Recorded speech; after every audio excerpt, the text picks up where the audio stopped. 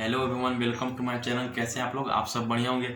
हम जानते हैं कि कैसे हमारे जो देश में हमारे जो ट्रेन की दुर्घटनाएं वो हर समय, हर साल, हर महीने होते रहती हैं। ये हमारी फैमिलीज के लिए, हमारे बच्चों के लिए काफ़ी दुर्घटना है जो हमारे देश की गवर्नमेंट जो लापरवाही करती है। जैसे लापरवाही करती है, जो 6 साल 7 साल पहले 150 350 लोग मारे गए। हर साल ये स्थिति देश में हमारे ट्रेन के जो रेलवे मंत्री हैं वो भी हमारे जो पद इस्तीफा नहीं देते हैं। जैसे यूरोप का कोई कंट्री है, जो यदि कोई वहाँ पर एक बच्चे भी अगर हॉस्पिटल से मर जाए ना, तो वहाँ के जो देश के, यहाँ तो वहाँ के जो व्यक्ति हैं रेल मंत्री, वो कोई भी वित्त मंत्री, स्वास्थ्य मंत्री, वो अपना इस्तीफा देता है। बट हमारे देश में ऐसा है कि यहाँ पर 350 900 लोग घायल भी हो जाए ना, फिर भी यहाँ का राज्य का जो स्थिति रेल मंत्री है ना, वो इस्तीफा तक नहीं देता। यहाँ इस देश का इतना स्थिति खराब है।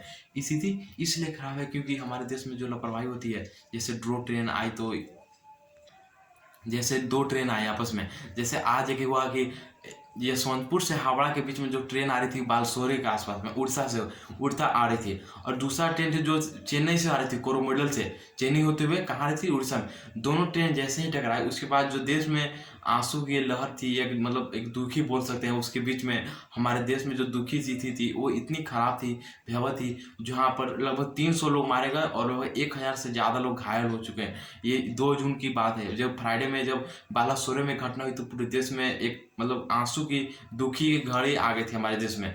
तो इसके बीच में आखिर ये सब क्या है, लापरवाही किसकी थी, ये सब तो बाद में पता लग जाएंगे जब जांच होगी। इसके बीच में हमारे एम्बुलेंस अभी वहाँ पर हैं, जो अभी सभी हमारे रेल मंत्री हैं, वो उन्होंने वहाँ पर बहुत सारे भेजे हैं एम्बुलेंस और बस। काफ़ी लोग मदद भी कर रहे हैं जिससे लोग बचे जा सके। लेकिन 2 ट्रेन टकराए कैसे? या तो लोगों ने नट बोल्ट खोल दी इसीलिए वो 2 ट्रेन टकराएं, या फिर जो हमारी टेक्नोलॉजी है, जैसे 2 ट्रेन आती है टकराने के बाद में तो वहाँ पर रुक जाती है। बट यहाँ पर ऐसा हुआ नहीं है, 2 ट्रेनें टकरा गई। लेकिन ये सब देखते हैं कि आखिर कब से हमारे देश का जो ट्रेन की स्थिति, वो सबसे भयावह जो देश की ट्रेन की स्थिति थी वो 1981 में बिहार में थी। जब लगभग चक्रवात आई थी तो वहाँ पर लगभग 800 900 से ज़्यादा लोग मारे गए थे। लेकिन उसके बाद 1995 में दिल्ली में भी ज़्यादा लोग मारे गए थे, 300 350। 2016 में जब इंदौर पटना एक्सप्रेस जब ट्रेन चली थी, उसमें भी 150 से ज़्यादा लोग, मतलब हर साल इस देश की स्थिति इतनी खराब हो चुकी है। तो आखिर ये सब होती क्यों है?